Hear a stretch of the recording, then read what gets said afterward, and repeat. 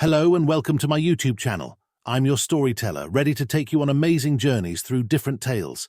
How are you guys?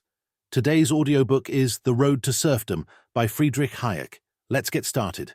In The Road to Serfdom, I embark on an exploration of the relationship between economic control and individual freedom. My central argument is that government intervention in the economy, even with the best intentions, inevitably leads to a loss of freedom and the rise of totalitarianism. I begin by addressing the historical context of my thoughts, reflecting on the rise of socialism and the dangers it poses to democratic institutions. I assert that the path toward central planning, which many view as a means to achieve social justice, is fraught with peril. The early chapters examine the allure of socialism, particularly in the aftermath of the Great Depression. I discuss how widespread economic hardship can lead people to embrace collectivist solutions, believing that the state can effectively manage resources and distribute wealth. However, I caution that this belief is fundamentally flawed. Once the state gains control over economic decision-making, it becomes increasingly difficult to reverse that control. As I delve deeper, I emphasize the importance of individualism and the rule of law.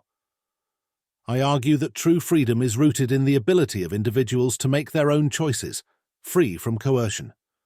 When the government assumes the role of economic planner, it undermines the foundations of a free society. I illustrate this point through historical examples, demonstrating how regimes that sought to impose centralized control eventually suppressed dissent and curbed freedoms. In discussing the mechanics of government intervention, I highlight the concept of intended consequences versus unintended consequences.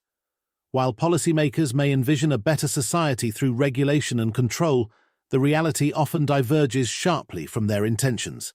I provide compelling examples of how well-meaning interventions can distort market signals, leading to inefficiency, scarcity, and ultimately, social unrest. A significant part of my argument revolves around the idea that economic planning requires a level of coercion that is incompatible with democratic principles. I illustrate how central planners must make decisions that affect the lives of countless individuals, often disregarding personal preferences and needs. This centralization of power creates a dangerous dynamic where the state becomes the arbiter of individual destinies. As I progress through my narrative, I reflect on the psychological aspects of collectivism.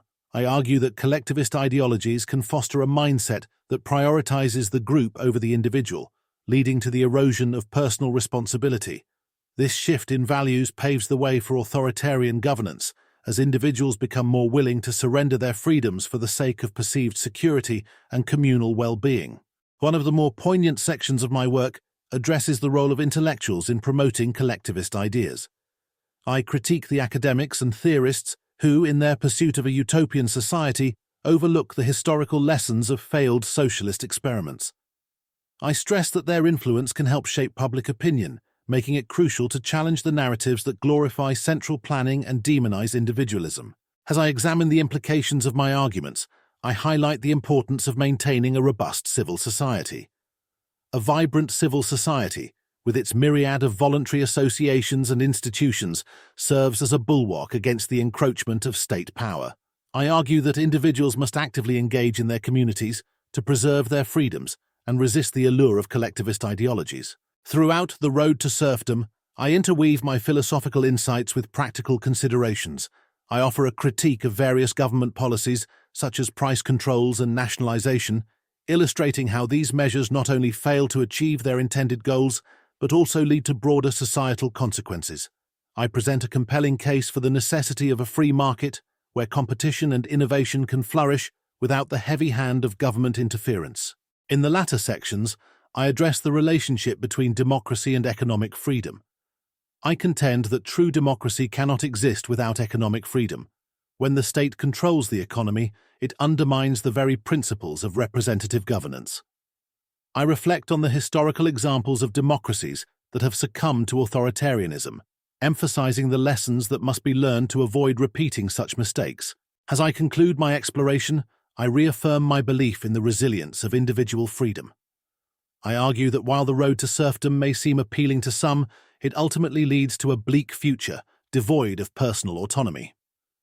I call upon my readers to remain vigilant against the seductive promises of collectivism and to champion the principles of a free society. In summary, The Road to Serfdom serves as both a warning and a guide. My work urges individuals to recognize the inherent dangers of centralized planning and to embrace the values of individualism, freedom, and limited government. By understanding the historical context and philosophical foundations of my arguments, I hope to inspire a renewed commitment to safeguarding personal liberties and resisting the encroachment of state power. As I reflect on the journey through my narrative, I remain steadfast in my conviction that the preservation of freedom requires constant vigilance and engagement from all members of society. In conclusion, the message of The Road to Serfdom is clear. The pursuit of a better society must never come at the cost of individual freedom.